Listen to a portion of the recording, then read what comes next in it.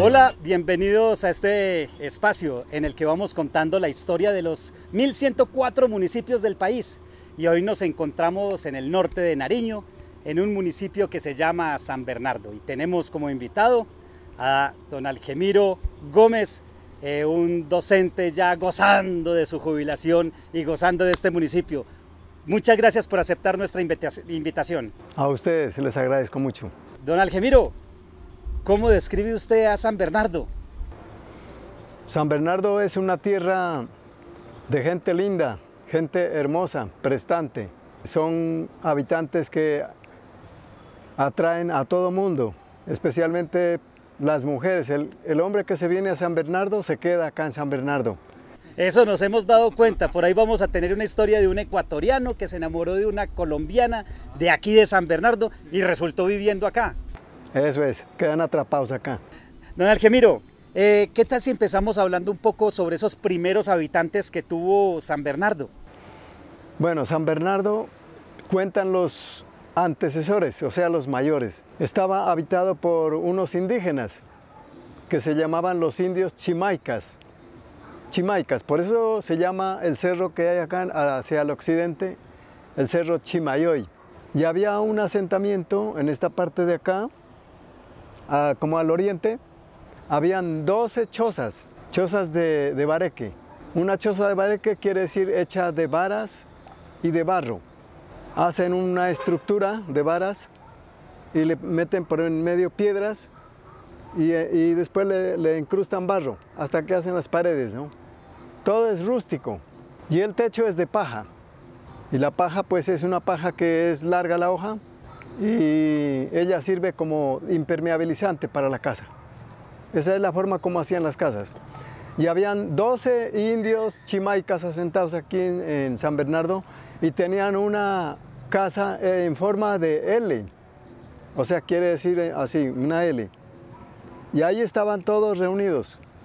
Y ellos pues empezaron aquí la cuestión de la población de este asentamiento, ¿no? De indígenas. Claro, ¿qué nombre recibió en ese entonces este asentamiento? Cuando el camino pasaba por aquí también, por aquí pasaba una parte del camino que conduce de Popayán a Pasto.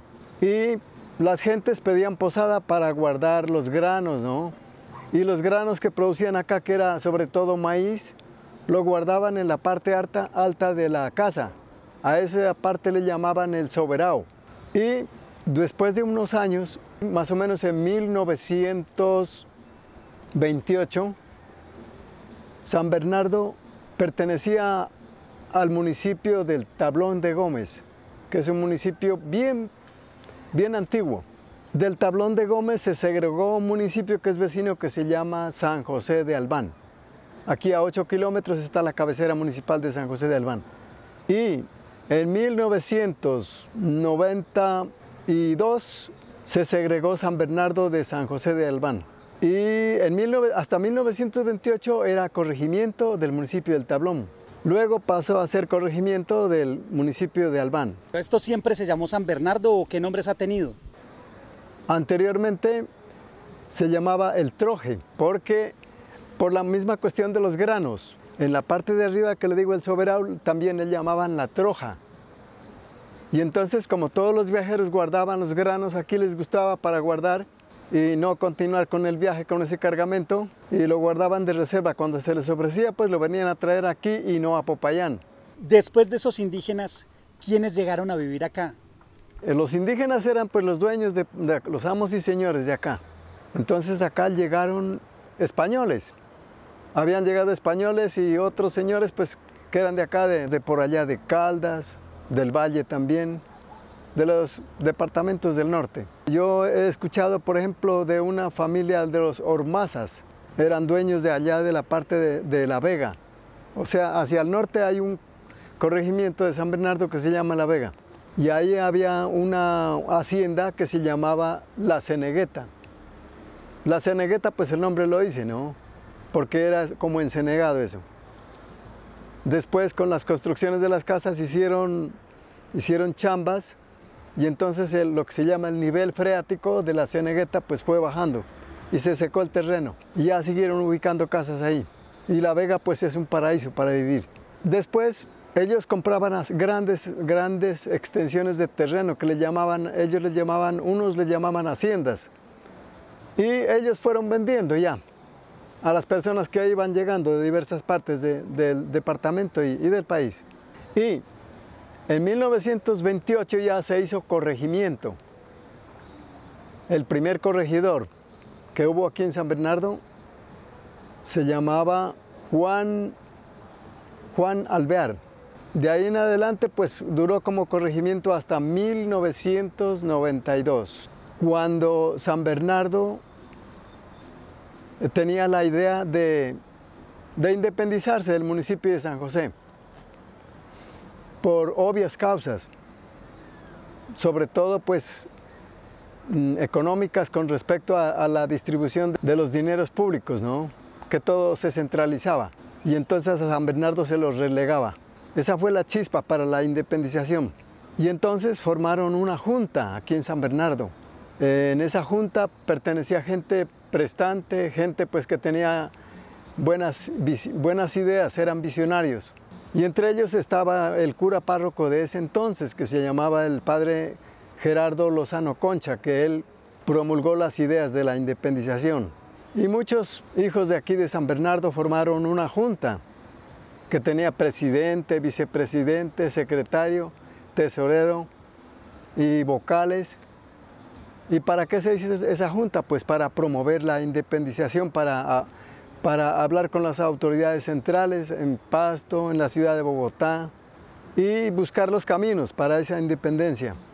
Se luchó tanto, se hizo actividades para conseguir los dineros, se hicieron recolectas, festivales, bingos, y aquí, sobre todo en San Bernardo, hacen muchos bingos. Por eso también le dicen que aquí San Bernardo se llama San Bingo, ¿sí? Ahora sí, la cuestión de la independización ya dio frutos en 1992, más o menos a fines del año, ya se fue viendo la luz verde. Cuando en la Asamblea Departamental sacaron la ordenanza por la cual el municipio de San Bernardo se lo subía de corregimiento a municipio. Eso fue una gran fiesta aquí en San Bernardo. Y sobre todo para los que entendían eso, ¿qué quería decir pasar de corregimiento a municipio? Eso es más o menos en resumen la cuestión de la creación del municipio de San Bernardo. ¿Qué hizo que se quedara la gente a vivir en San Bernardo? Aquí pues primeramente la cordialidad de la gente.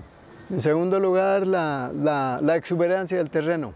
Aquí es bueno para cultivar lo que sea, ya sea la cabuya, el maíz, la parte de cuestión de plátano, yuca, arracacha. ¿En eso se ha basado la economía del municipio a lo largo de su historia?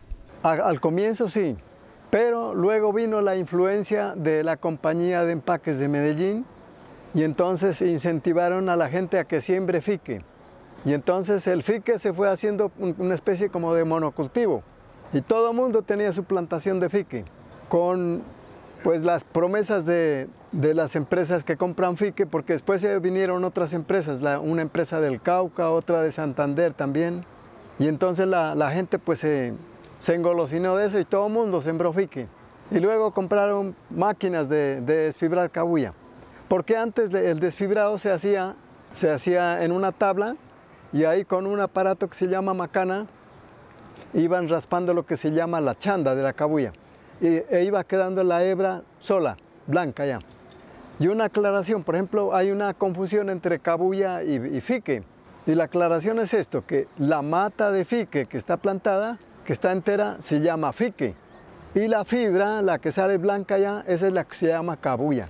Esa es la fibra, la cabuya. Y esa es la que se procesa y se hace muchas cosas de eso. Entendemos también que aquí existió una mina de asbesto. ¿Cómo fue eso? ¿Qué significó para el municipio?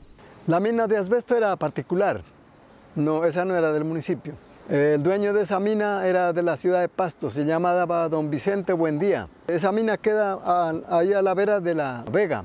y ese producto lo enviaban a Medellín. Y con eso pues hacían muchas cosas, la cuestión de las llantas, de los vehículos y para la cuestión del Eternit, de las tuberías de los acueductos y alcantarillados. Pero luego los químicos y los científicos descubrieron pues lo que es maligno, el asbesto es un elemento cancerígeno, pues por supuesto. Entonces se lo prohibieron. Entonces se cerró la mina de acá, ya cerraron por completo. Y yo creo que es una cuestión universal que quitaron ese producto de la utilización que esté cerca de los seres humanos. Estos municipios del norte de Nariño que están en el macizo colombiano, pues están así como lo podemos ver a mis espaldas o a las espaldas suyas, que está lleno de montañas. Y con eso también se vienen algunos inconvenientes por temas de deslizamientos y de crecimiento de quebradas, etcétera. ¿Cómo se ha desarrollado esa situación en el San Bernardo a través de la historia? Mire, la cuestión de los deslizamientos y de la fuerza bruta de la naturaleza, digamos, del agua acá en nuestro terruño, ¿no? Eso viene desde años, cientos de años, digamos. Porque se sabe que los árboles son protectores de la naturaleza. La parte verde, la parte vegetal, protege a la tierra. Y como acá existe mucho la tala de árboles, usted tumba un árbol y es tumbar un bastión de la naturaleza. Si usted tumba un árbol, a esa partecita va a quedar pelada.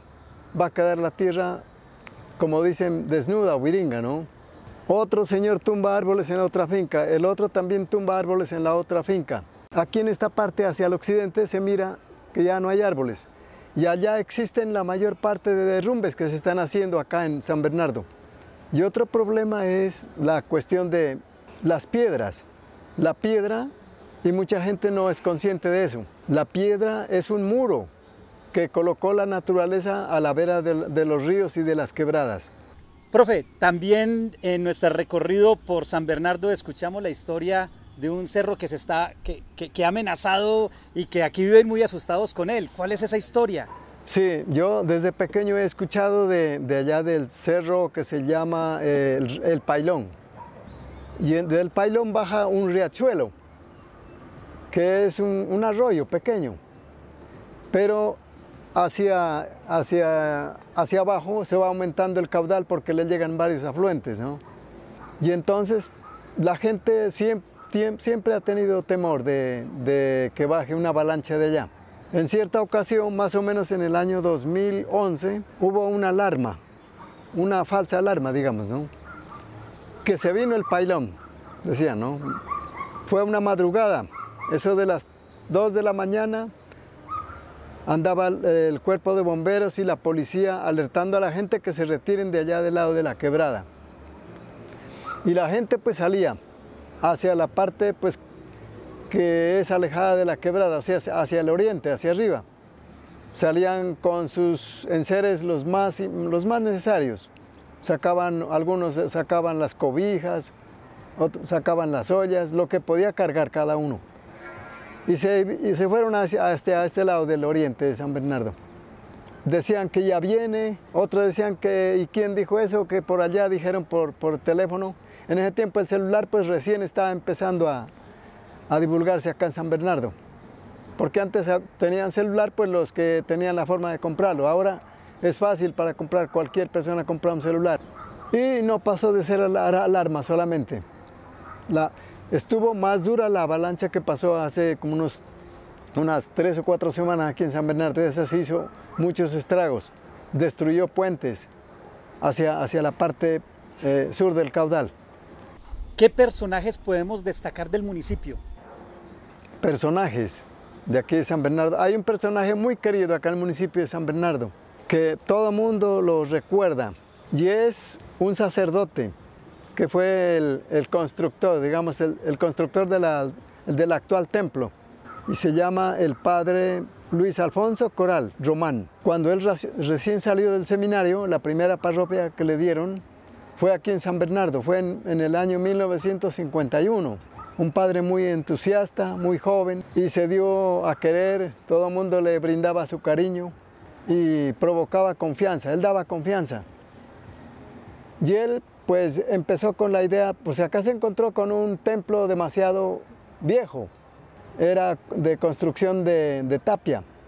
Mire que la tapia de ese templo en ese entonces medía de grueso cada tapia 1,20, o sea, 1,20 m de grueso.